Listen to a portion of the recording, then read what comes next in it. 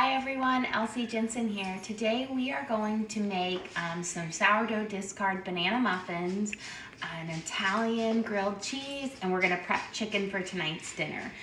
So we're gonna start out with our banana muffins. I have my oven preheated to 375 degrees. And we're gonna add in 3 very ripe bananas. Mine are super dark because I popped them in the fridge, and anytime you pop a banana in the fridge, the skin will turn black in like 24 hours. So I'm gonna push out my ripe bananas.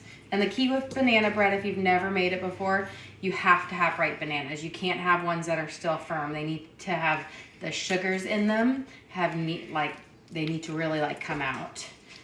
And one more. So 3 ripe bananas. Squeeze those guys in there. And then I'm just going to do a quick mash to mash it up. I find doing a mash before you add any ingredients in helps with it so you don't have any super big chunks. And you could also use a hand mixer with this if you wanted to. I just find it's easier and less dishes. So I'm just kind of smushing it until I have a nice kind of banana-y paste. Just like this. And now I'm gonna add 3/4 a cup of white sugar, granulated sugar.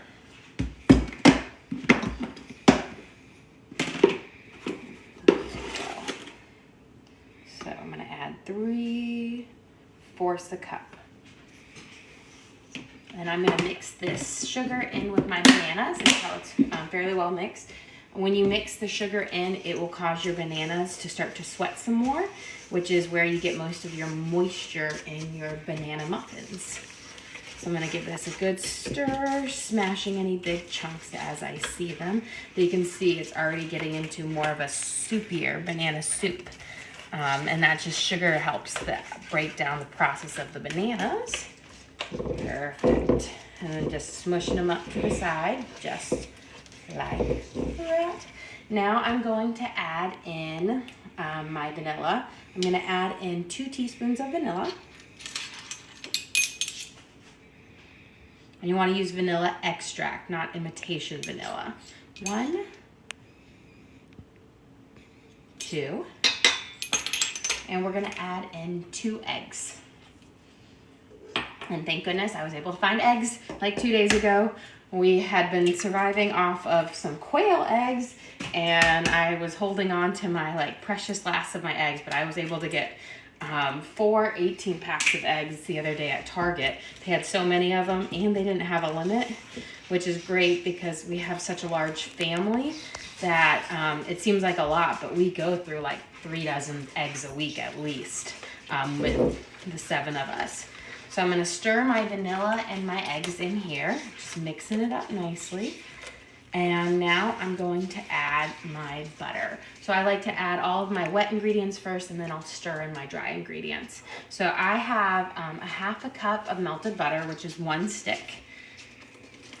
You could also use oil if you want to. Oil will lead to a fluffier muffin, but I find melted butter, it's a little bit more dense of a muffin, but it has a much better taste. And we're going to stir in that 1/2 cup of melted butter. Beautiful. And then, can't forget our sourdough discard. So I'm going to stir this up, and we're going to use a 1/2 cup of sourdough discard. And then I've got to feed this guy so we can make another loaf of sourdough. So I'm stirring them up. And we're going to put in a 1/2 cup of our discard.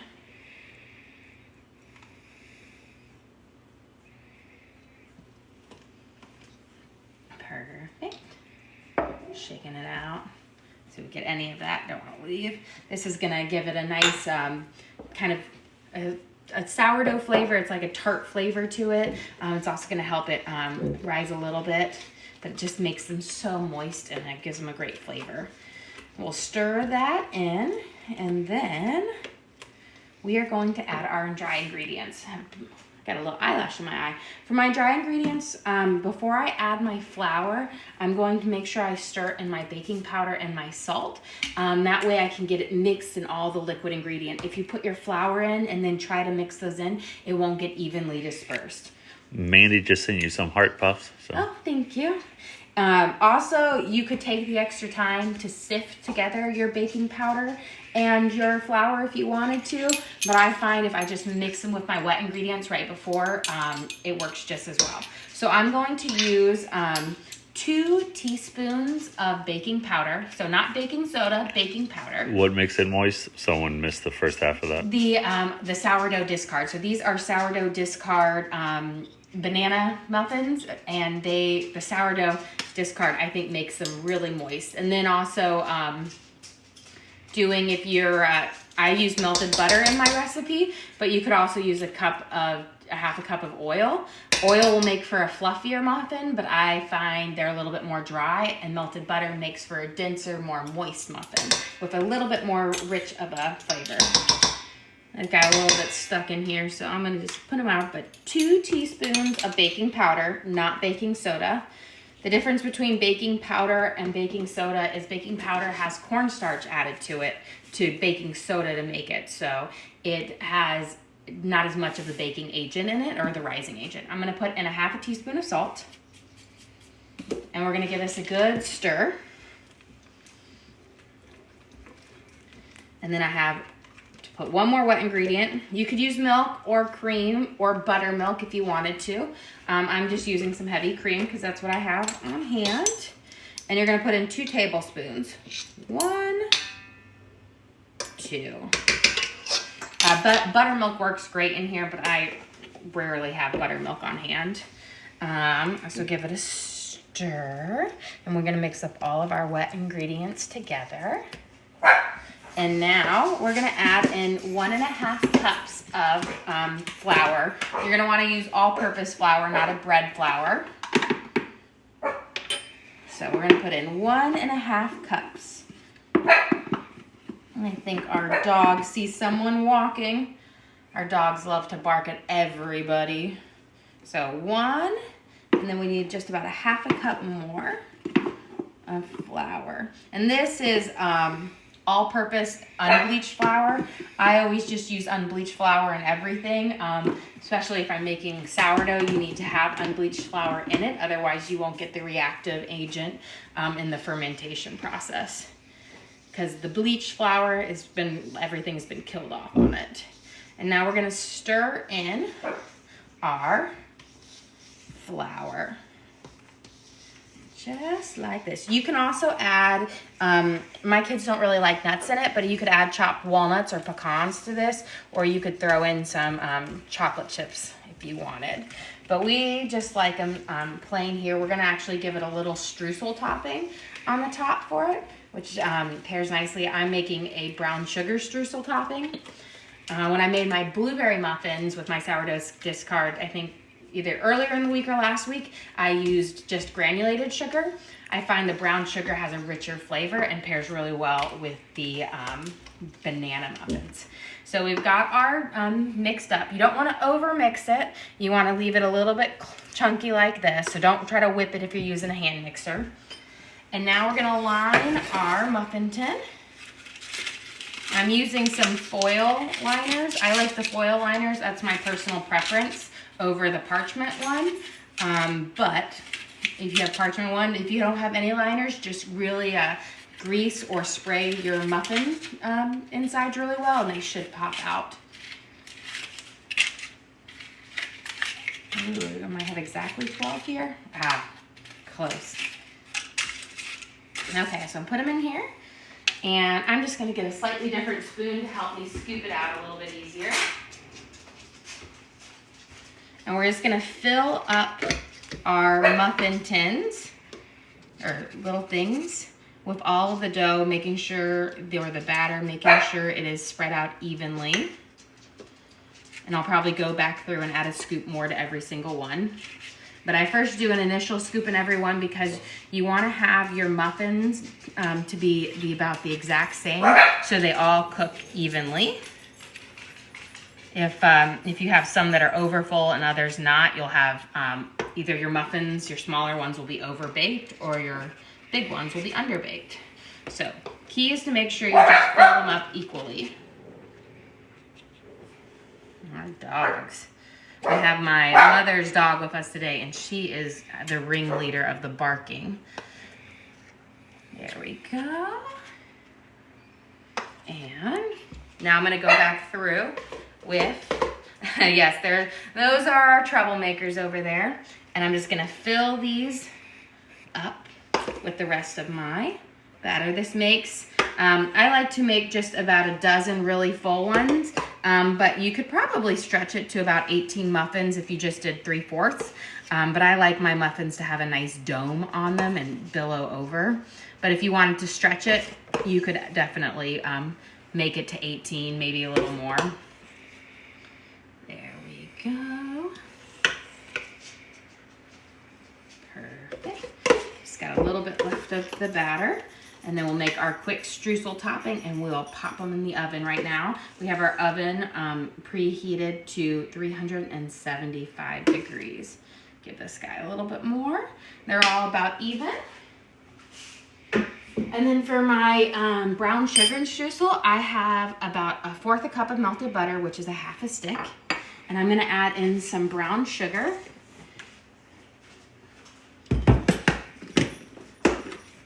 And so put a little bit of brown sugar in there, maybe a little bit more. And then we're gonna stir that up, and then I'll add my flour. I think a brown sugar streusel, I'm gonna get a spoon, works really well with banana muffins. It's just a more richer, robust flavor, while I use a granulated sugar streusel with my blueberry muffins because they're a little bit more delicate. And then we're just gonna add in some flour to make our streusel. And just a little bit at a time, because we want it to be nice crumbs.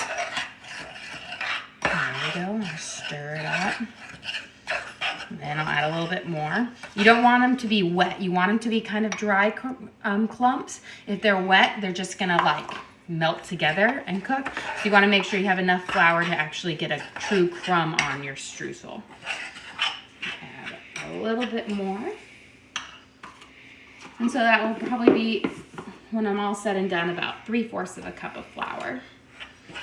There we go. And then I'm gonna break it up with my finger. So here is how we want our crumb to kind of look. It's like a dry with a couple of, Loki, Grace, Bruni, no barks. And now we're just gonna take it. I told you, they love to bark every time they see somebody. And we're gonna put a little handful over each one.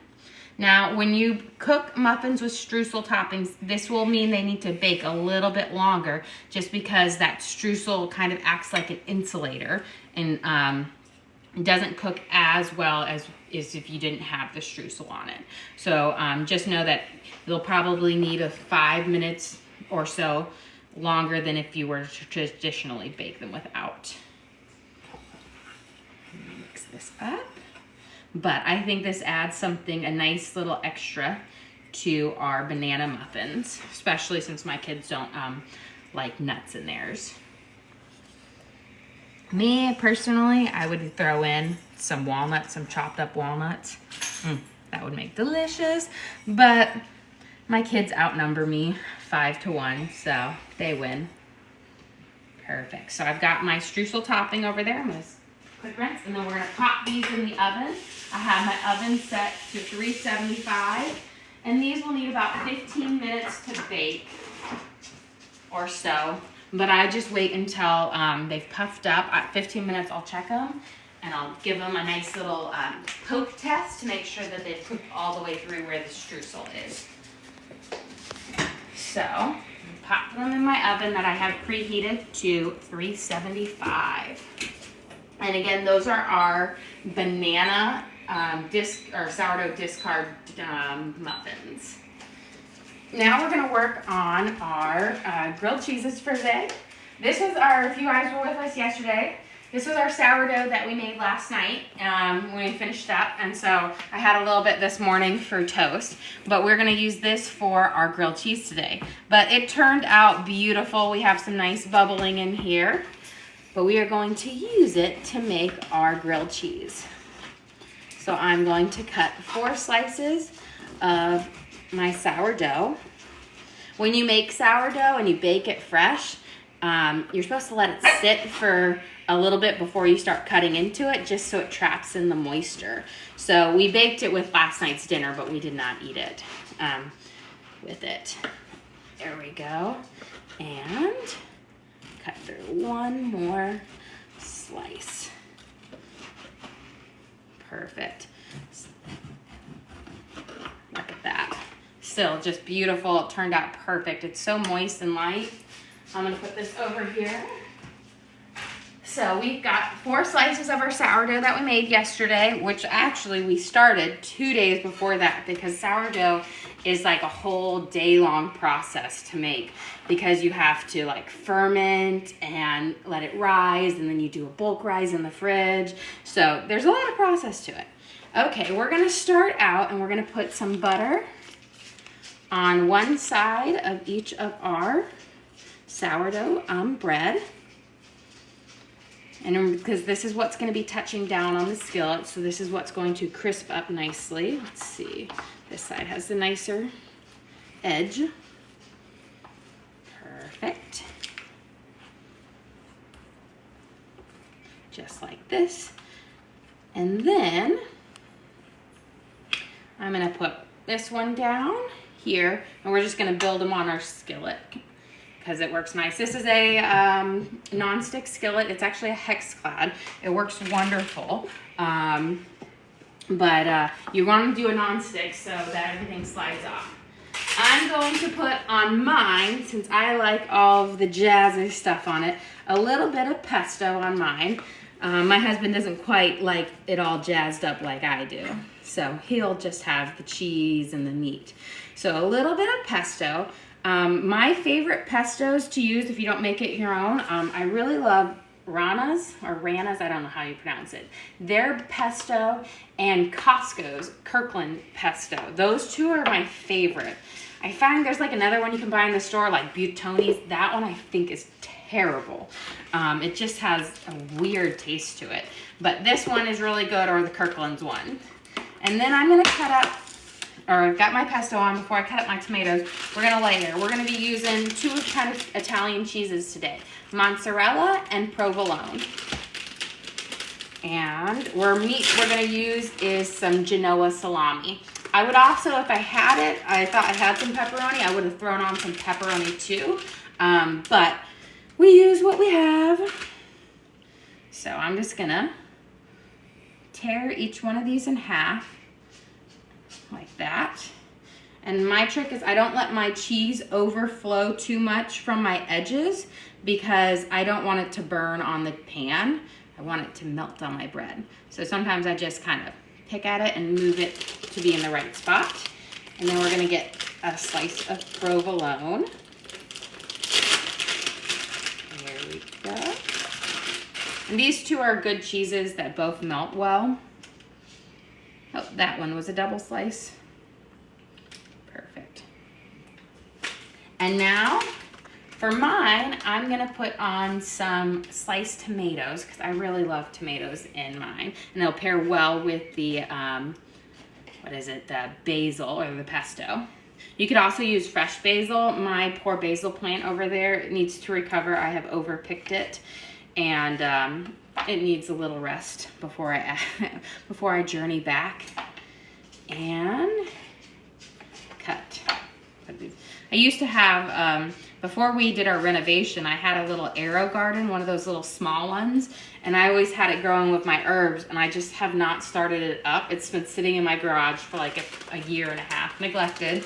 And I was like, oh, I need to get that one going back up, because it's so nice to have just fresh herbs at the tip of your hands. Okay, so I've got some Genoa salami, which if you've never had the Genoa, or assuming that's how you pronounce it, it could be pronounced something else, but it's very similar to hard salami. They taste very similar. It's just not, I feel like a hard salami has more of a spice to it, where this is definitely more mild. So for me, on the smaller, the one with the tomatoes, I'm just going to put 3 slices on, but since my husband doesn't have any veggies on it, he gets an extra dose of salami. Again, I don't put very much meat on them because I want my cheese to melt well. And if you put too much in the middle of it, it won't cook all the way through and you'll have like a cold sandwich halfway through. And then we're gonna do our second layer of cheese. So I'm gonna throw my provolone there. Another provolone. And then some mozzarella. And I'm just gonna break it in half so I can put it on each end of my sandwich without too much going overboard. And same with the other guy. And perfect. And I'll put the last finishing top on there. And you could put a second layer of pesto on it, but I like mine to just be a faint hint, not like overpowering. And I'm gonna turn my skillet on to about a 6, 7-ish. And I'm gonna use my cue of listening very closely till I hear this start to sizzle, and then we'll do the flip. Most of the time I like to do 2 flips on my grilled cheese is for each one to get the right color in the crust.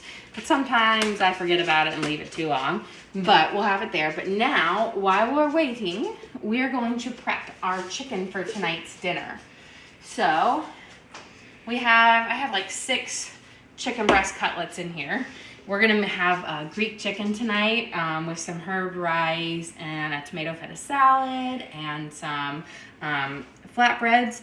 So I want to marinate my chicken so that it has really good seasoning. So you could use either sour cream or yogurt. I'm using a little bit of creme fraiche because that's what I have here. But you're gonna want a milk with a little bit of acid. If you don't have sour cream or yogurt or thing, but you have cream, just add some heavy cream with some lemon juice to it and let it sit, and it will actually curdle up your cream, and that way you can use it and that will help. Essentially, this is gonna make our chicken really, really tender and flavorful. So I'm gonna put in there, I'm using all of the rest of my creme fraiche here. And that's just a cultured cream, so it's very similar to a sour cream. But we had it left over from a recipe that we used, and I'm like, oh, I never use it. So I've got my creme fraiche, and we're gonna use 1 lemon. We're gonna use a little bit of lemon zest, and we're gonna use the lemon juice. The lemon zest just gives you a bit more kick of the lemon, and I'm gonna get a little knife to cut it in half. So I'm gonna zest it first because if you cut your lemon and then try to zest it, it's like impossible to zest. So I'm just gonna zest it and have my lemon peels go in here. This is just gonna give it a really nice kick to the chicken later. It will allow lemon juice and lemon zest have a slightly different flavor, and so this will just add another kick to it. And the lemon juice is gonna be the acid that really helps tenderize the meat and add a subtle, nice flavor. There we go. And now, I'm just gonna cut it in half, and I'm gonna squeeze all of my lemon juice into it, because this is gonna be what's really gonna make your chicken tender. I always say if you're marinating, you gotta marinate with an acid. Any type of vinegar, if you're doing like a dressing, or lemon juice. You can even use like orange juice, but you need to have some sort of acidity. It helps cut through the fat in the meat. So I've got all of my lemon juice here. Perfect. And I'm gonna wash my hands and we'll just check our sandwiches. I don't hear the sizzle yet, which makes me think that they're not ready, but I always like to check. So you see, they're just a light thing. I want them to have just a little bit more of a golden crust. I'm also gonna rotate my pan because I have found that this edge cooks a lot faster. Okay, so we have our creme fraiche. You could use sour cream or yogurt, or if you were out of all that, you could use heavy cream and more lemon juice and let it sit before you add it in. We have that. Now we're gonna add in some oregano. And you're gonna want a good amount. I would say about a tablespoon of oregano. I'm just gonna eyeball it, but I'm gonna eyeball what I think is about a tablespoon. But most of your flavor is gonna come from oregano. And if you haven't used it much, it's a wonderful spice. I really like it when I'm cooking chicken, or I'll roast sweet potatoes with oregano. We're gonna add a little bit of ground black pepper. You could use fresh ground if you have it. About a half a teaspoon.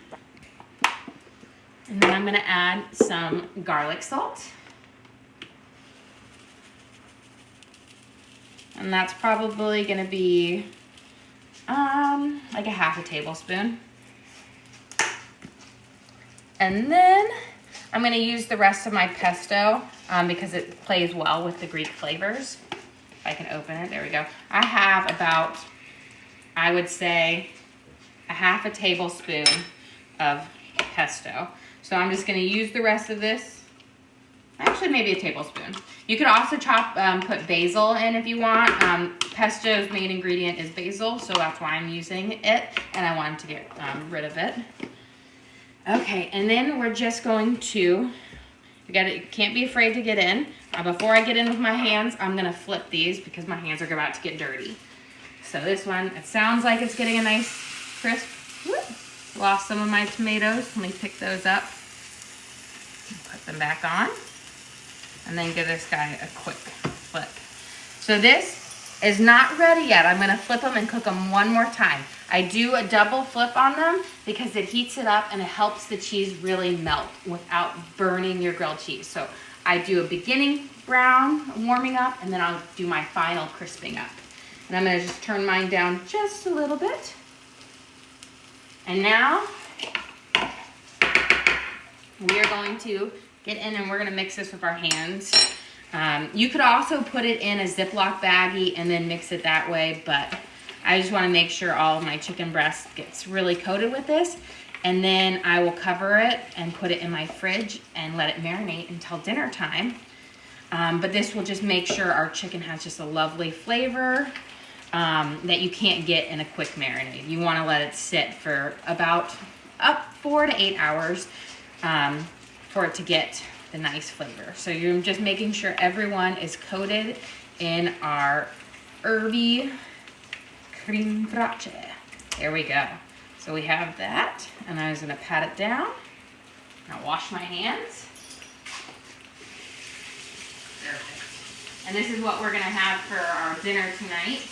I'm gonna make an herb rice, and then I'll chop up some tomatoes with some feta cheese and make a little feta cheese and tomato salad.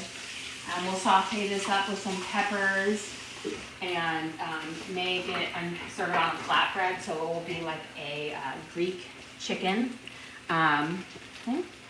So we'll put this to the side. Beautiful. We've got about a minute or two left on our muffins over there. Let's see if they're ready for their next flip. Perfect. And now this next stage is our getting the crisping up for the nice golden brown color. I do this so that my cheese and my meat have enough time to heat up and to cook. Otherwise, you can have a nice crispy brown, but then your cheese is not melted. And the whole point of a nice grilled cheese is to have it melted and gooey. But let's go check on our muffins. They are almost done. And you got a question, what type of bread are you using for the sandwiches? Sandwiches. This is our, here, I'll put it right over here. This is our sourdough. This is the bread we made yesterday. We baked last night with dinner. So this is our homemade sourdough. You can buy it from the store or whatnot. My starter's finally up and running from our trip, but it is sourdough. I feel like that makes some of the best grilled cheeses. Perfect. Let's see how they're doing. I can already instantly tell they're not ready yet because they're really shiny, but you see if when I touch it, they're still jiggly. And that's why with the streusel, you want to make sure they're in. So those need a few more minutes to cook. But I always like to check. I set my timer early so that I don't overcook them, because an overcooked muffin or any baked cook is just terrible. Okay, let's flip these bad boys, and we should be about ready. Let's see that. Turn it up just a little bit. Let's get some of these. These are my tomatoes. They ran away. Let's see how they're doing. I want it to be a little bit more golden, but I will grab our plate while we work, and I'm gonna get rid of these guys. So, for those of you who joined us later, we made, these are kind of an Italian grilled cheese. So, for my husband's Italian, we just use provolone and mozzarella and some Genoa salami. And we buttered each side of our sourdough, and we're cooking it up. On mine, since I like it to have a little more flair, I put some pesto on my bread, and I cut up some cherry tomatoes, and we're grilling those together. Now let's see. Beautiful. Look, one of my tomatoes got away right there. Also, this is a fish spatula, but I find that it is great for flipping grilled cheese because it's so thin, and I can get under it and flip it. So these will crisp up for about 2 seconds on there. I guess while we're waiting for those to get the right color crisp, we can feed my sourdough starter because I used half of it and I want to get it fed before to have it good. So you want to use unbleached flour, and you can do it with a scale, but once I have my good ferment going, I just use my tablespoons and to measure. So I'm going to put in 6 tablespoons of flour. You got to use unbleached flour. If you use bleached flour, then you won't get your starter will never get fermented because the bleach kills off most of the good organisms. I have 1 more I need to put in here. And then we do the same with the water. I'll add 6 tablespoons of water, but I hear the perfect sizzle. So these guys are ready to come up, and then we'll add our water. Look at that perfect, nice golden crusts. Perfect. So we have our 2 grilled cheeses here. I'll do a nice cut through so you guys can see. I'm going to cut through what I'll be eating for lunch today. Oh, look at that nice crunch on the sourdough bread. See if I cut all the way through. Oh, beautiful. Look at the nice stretch. And of course, I'll taste. Excellent. I'm going to wash my hands. Perfect. And the sourdough, I love. It's homemade. It's wonderful. So I put in 6 tablespoons of water, or flour. Now I need to do 6 tablespoons of water. And I'm just going to do it with my measuring cup here.